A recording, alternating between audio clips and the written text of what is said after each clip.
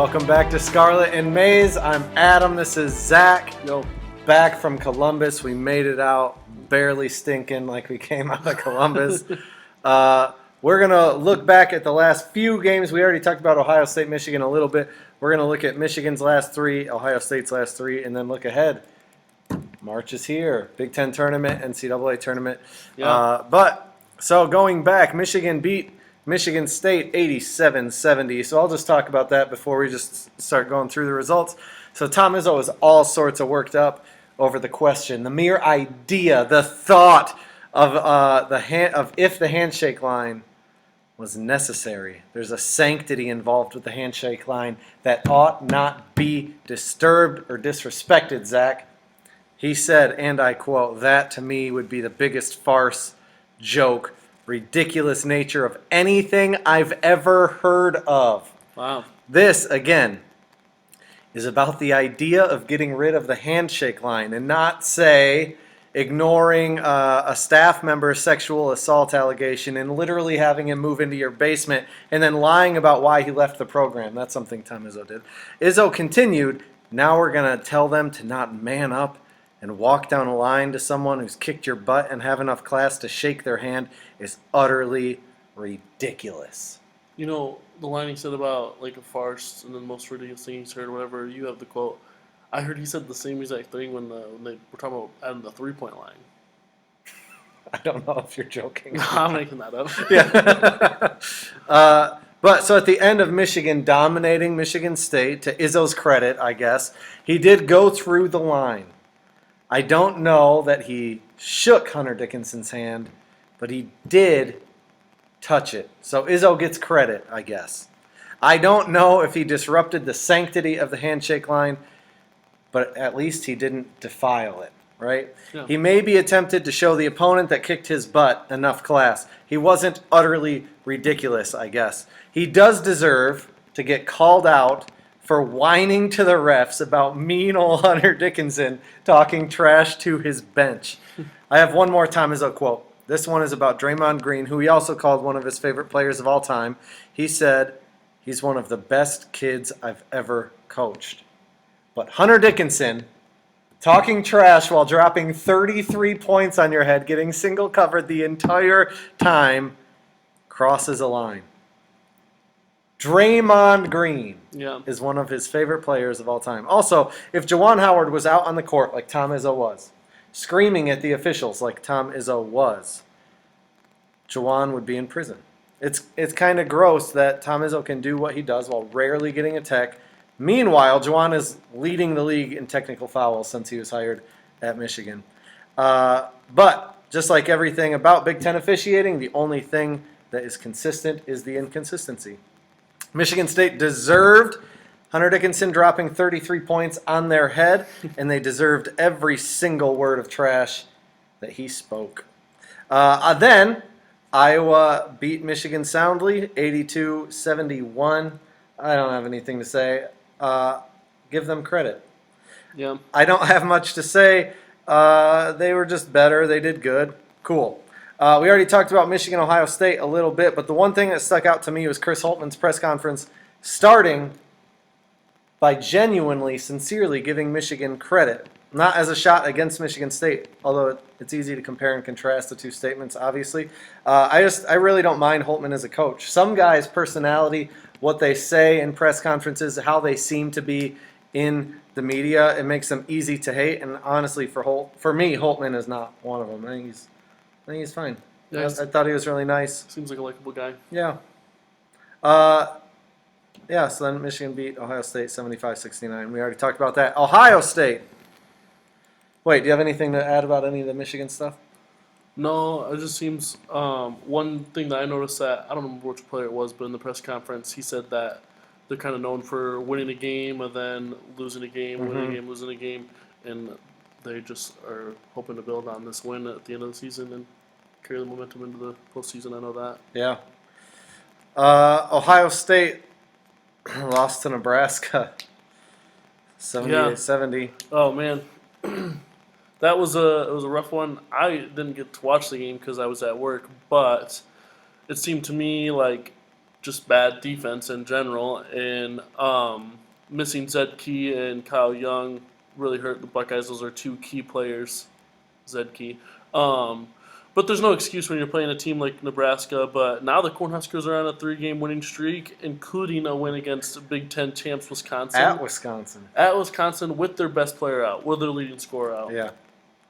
So maybe Nebraska's a little better than we thought. Maybe Nebraska's as good as Adam thought. Yeah, better than we thought. Calm down. And now Nebraska's win over Wisconsin made it so that they're the 13th best team in the Big Ten, and now Minnesota's the 14th best team in the Big Ten, the team that beat Michigan. Mm-hmm. The MSU game was really fun to watch from start to finish. A lot of offense from both teams, really. It was the Brunk show, and it was awesome. The Brunk show. Yeah, for to see a guy who averages 1.3 points per game going into the game, just ball out and show up in a game when he had to, with Zed Kia, like I said, out and Kyle Young out still. In this game, he put up 18 points, and Branham and Liddell also were great, like always, and Wheeler hitting 4 3-pointers was huge. I don't know if he's hit 4 3-pointers in a game all season, but that was a big win. To get that one was huge in a rough stretch. And then obviously they lost to Michigan. I don't have a big takeaways, but I mean, I honestly think if Ohio State can fix their issues in the second half, droughts, like even just minimize it a little bit, they could make a good run in the Big Ten tournament and the NCAA tournament. Yeah. And if they can get healthy. That could be a big thing too. Looking ahead to the Big Ten tournament, so Michigan plays Indiana Thursday at 11:30 in the morning. Wow. Winner gets Illinois. That's the one bummer about Nebraska beating Wisconsin. Oh, yeah. Is it dropped Wisconsin out. Maybe Wisconsin is ducking. They're scared about if Jawan's going to come out swinging, whatever. Winner gets Illinois Friday at 11:30 again. Ohio State plays Minnesota or Penn State. They play first Thursday night, and then the winner gets Purdue on Friday. I think Michigan is going to beat Indiana. Especially Dickinson should be back. Jawan will be back. I think the players will be excited for Jawan to be back. Terrence Williams talked about having energy on defense. I think they'll have a bunch of energy with Jawan coming back. And then they play Illinois Friday. We're going to talk about after their first game in a bit, so I'm not going to say that. But Ohio State, Minnesota, Penn State, it's kind of hard because you don't know which team they're going to play. Right, yeah. But I like them to win either way, no matter who they play, whether they're healthy or not. They should win. Obviously, if they're not healthy, they could lose that game. I mean, Minnesota and Penn State are bad teams, but the Big Ten's the Big Ten, and basketball is basketball. What I've seen in Minnesota does not say that they're a bad team. They beat Michigan when I was there. They beat both these teams in the regular season, including twice against Penn State. I would prefer to play Minnesota, though, because they played them on the road, and they beat them by double digits, and both games against Penn State were close. So, I mean, I like them to win either way, but I'd prefer to play Minnesota. Yeah, that makes sense. And then winner gets Purdue on Friday. Yeah. One thing that I forgot to put in my notes, so I'm probably going to say this wrong. This is from Dylan Burkhardt at UM Hoops. But Michigan played the top. There are 7 teams that from the Big Ten projected to make the NCAA tournament. Yeah. Michigan played 6 of them, because I think you don't count them.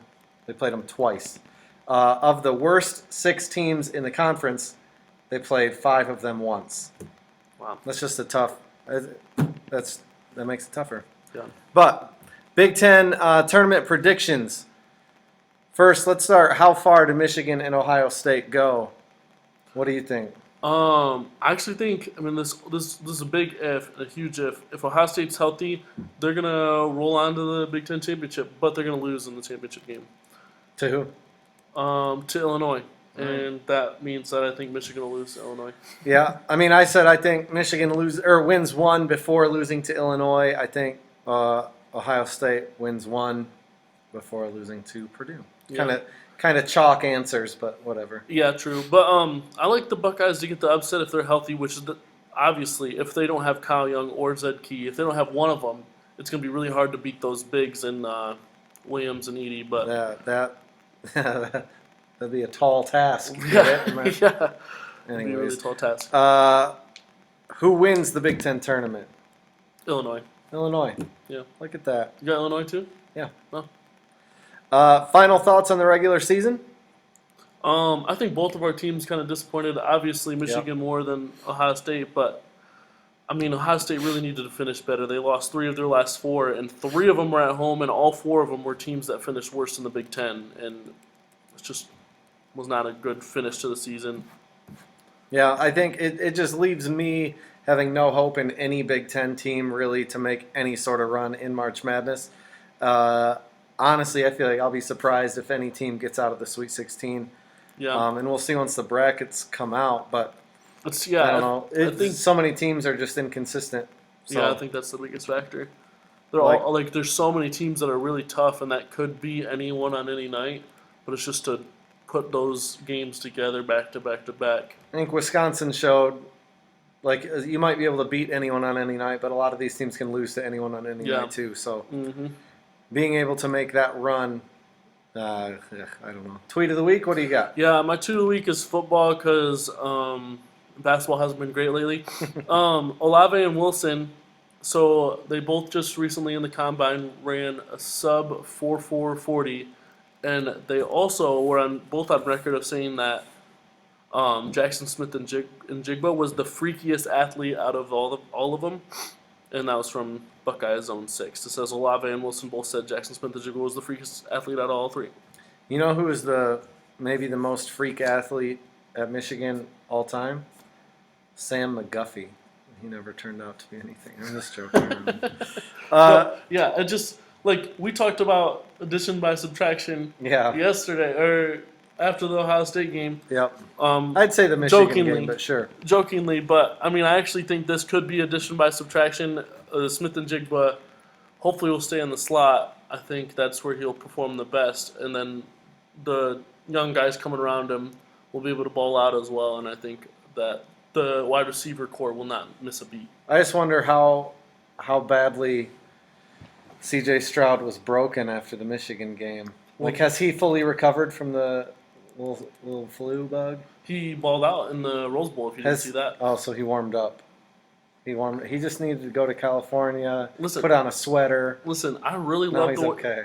they were lining up Jackson Smith and Jigba in the backfield against Utah, and I think they're probably going to keep doing that this year. And I'm really excited for what that can look like. It causes a lot of mismatches. Yeah. My tweet of the week is responding to @OhioStateHoops, the official basketball account of the Ohio State Buckeyes that lost on Sunday to Michigan. Ohio State said, and you're here. This is a good thing because you can maybe translate this for me. Ohio State, before the game, said, the Ohio State University Gzens basketball teaks. I don't get it. And then Michigan's official account said, lost to the University of Michigan men's basketball team at home in March, with each M having been replaced by the M emoji, the yellow M emoji. Cool. I just don't. Can you translate that? The Ohio State University Gzens basketball teaks.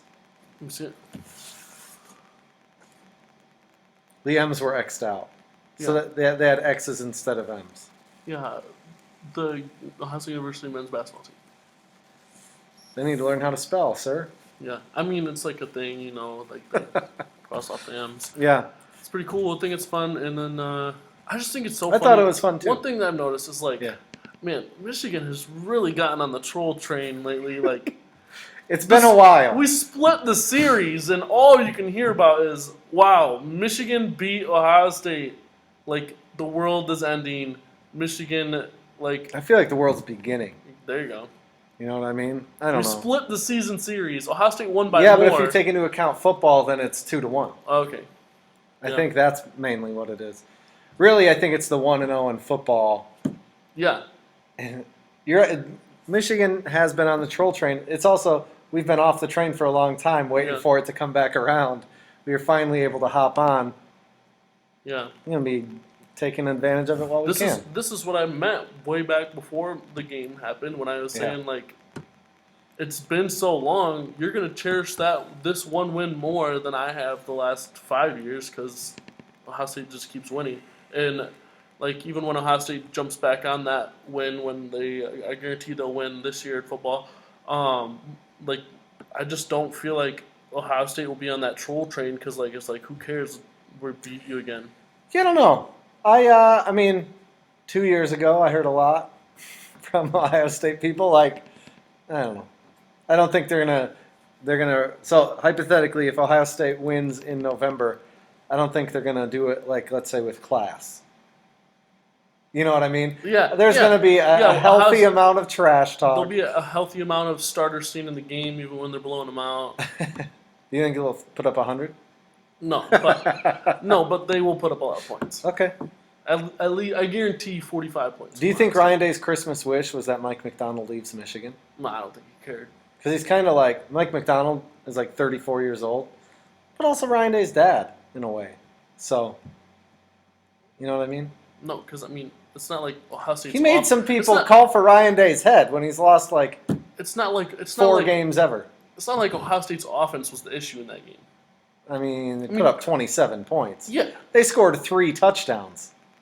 It's not like Ohio State's They offense. scored 3 touchdowns. Yeah, the but- offense wasn't the problem. They got a lot of yards that didn't result in points. You're right. Look, With that, I don't, get your quality at Quality Dairy, right? Did I say that right? I don't think so. I don't think so either. Go for quality at Quality. Go for quality at Quality Dairy. Get your Magic March Johnson. Madness snacks at Quality Dairy.